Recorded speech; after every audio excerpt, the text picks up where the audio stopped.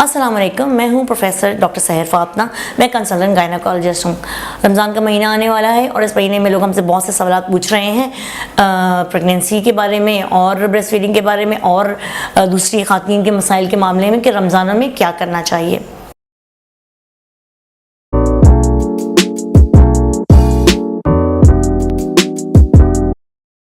मज़ीद वीडियोस देखने के लिए हमारे YouTube चैनल को सब्सक्राइब करें और बेल आइकन दबाएं।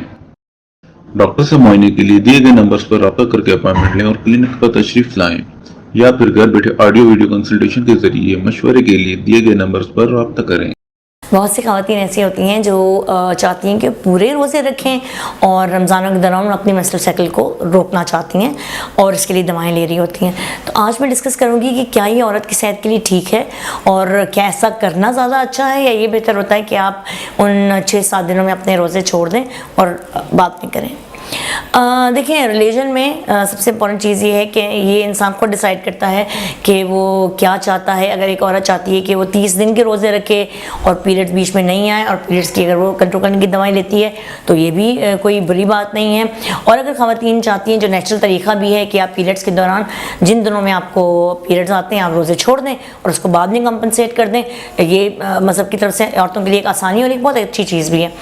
अच्छी चीज़ इसलिए क्योंकि एक नॉर्मल औरत के लिए अल्लाह ने एक फिजियोलॉजी रखी है कि महीने के कुछ 7 दिनों में उसको पीरियड्स आ रहे होते हैं, जो औरत की सेहत के लिए भी बहुत ज़रूरी होते हैं। और ये नॉर्मल पीरियड्स होने की वजह से उसकी आगे जो रिप्रोडक्टिव लाइफ है वो भी बहुत अच्छी रहती है। जो दवाएं हम देते हैं उन ख़वातीन को जो रमज़ान के दौरान रोज़े नहीं छोड़ना चाहती या हाजिया उम्रे पे जा रही होती हैं, वो ऐसी दवाएं होती हैं जिनको हम जिस ड्यूरेशन तक लेते रहते हैं तब तक पीरियड्स नहीं होते और जब हमारी ज़रूरत ख़त्म हो जाती है हम रोकते हैं तो उनसे पीरियड्स हो जाते हैं। जिस तरह औरतें हाजिया उम्रे पे जा रही होती हैं तो फिर वो एक कंपनसेशन होती है, तो वो तो ज़रूरी होता ही होता है कि उन्होंने पीरियड्स रोकने होते हैं। तो जो ख़वातीन हज या उम्रे पे जा रही होती हैं उनको तो यूजली हम कहते हैं कि आप दवाएं लें और यूजली दवाएं मेंस्ट्रुअल साइकिल से 10 दिन पहले आप शुरू करें। 7 से 10 दिन का गैप हम इसलिए देते हैं कि पीरियड्स आगे पीछे भी हो सकते हैं, कुछ दिन पहले भी आ सकते हैं। तो प्रिकॉशनरी तौर पे ख़वातीन पीरियड्स आने से 7 से 10 दिन पहले ये दवा शुरू करें। जितने ड्यूरेशन के लिए वो हज और उम्रे के लिए जा रही हैं उसको लेती रहें और जब वो वापस आएँ तो उस दवा को रोक दें और फिर पीरियड्स हो जाते हैं। इस तरह उनके जो इबादत का टाइम है वो भी ख़राब नहीं होता और उनका एक ट्रैवल भी इजी रहता है। वो ख़वातीन जो रमज़ान के दौरान रोज़े नहीं छोड़ना चाहती और पीरियड्स के लिए दवा लेती अगेन फिर उनको 10 दिन या 7 दिन पहले दवा शुरू करनी पड़ती है और पूरे रमज़ान के 30 दिनों तक उनको ये दवा लेनी पड़ती है और फिर ये आखिर में छोड़ सकती हैं। इसका एक नुकसान ये है कि जब आप कोई भी दवा यूज़ करते हैं जो पीरियड्स को रोकती है तो ज़ाहिर बात है ये नेचुरल ह्यूमन प्रोसीजर को रोक रही होती है। इसके कुछ ना कुछ साइड इफ़ेक्ट्स तो होते हैं। एक दफ़ा जब आप पीरियड्स को रोक के पीरियड्स बाद में कराते हैं तो वो पीरियड्स बहुत हैवी होते हैं।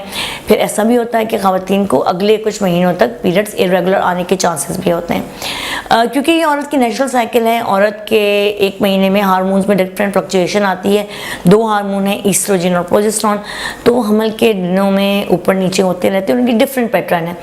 तो अगर हम पीरियड्स को रोकते हैं तो ज़ाहिर बात है हम उनके इस पैटर्न को ब्लॉक कर रहे होते हैं। और बहुत दफ़ा देखा गया है कि जब औरतें दवा खा के पीरियड्स रोकती हैं और फिर दवा छोड़ती हैं तो पीरियड्स बहुत ज़्यादा आते रहते हैं, इरेगुलर आते हैं। और वो ख़वातीन जो एक्सट्रीम ऑफ एज पे होती हैं, ये बहुत यंग होती हैं या उनकी एज 50 के करीब होती है, जब वो ये दवा लेके रोकती हैं तो बहुत दफ़ा उनके पीरियड्स कुछ महीनों तक नहीं भी आ रहे होते बिकॉज ये साइकिल को आपने ब्लॉक किया, नॉर्मल साइकिल को रोका। बॉडी में एक हार्मोन्स की एक लाइन है जो एक दूसरे के ऊपर काम कर रही होती है, तो पूरी साइकिल डिस्टर्ब हो जाती है जिसकी वजह से फिर बॉडी डिफरेंट रिएक्ट करती है। तो ये कुछ नुकसानात हैं अगर आप ये दवा ले रही हों। और फिर ऐसा भी होता है कि इस दवा को लेने के कुछ अपने थोड़े बहुत साइड इफ़ेक्ट्स भी हैं, जैसे एपिगेस्ट्रिक बर्निंग होना या एक्नी होना, पिंपल्स होना, हेडेक होना, ये कुछ और नुकसानात भी हैं जो हो सकते हैं।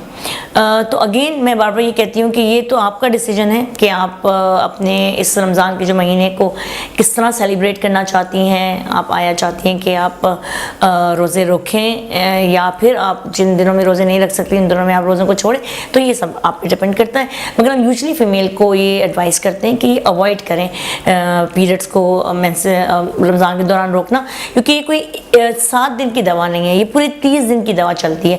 फॉर एग्जांपल अगर आपको दूसरे रोज़े में पीरियड्स आने वाले हों और आपने 10 दिन पहले से दवा लेना शुरू की और पूरा महीना आप दवा लेती नहीं, तो इस तरह 40 दिन तक आप वो दवा लेती रहेंगी, उसके अपने साइड इफ़ेक्ट्स होंगे और रोकने के बाद उसके अपने कुछ ना कुछ इफ़ेक्ट्स हैं जो फिर आपके ऊपर आएंगे। अपना बहुत ज़्यादा ख्याल रखें, रमज़ान का महीना है, हमें भी अपनी दुआओं में याद रखें। Thank you so much.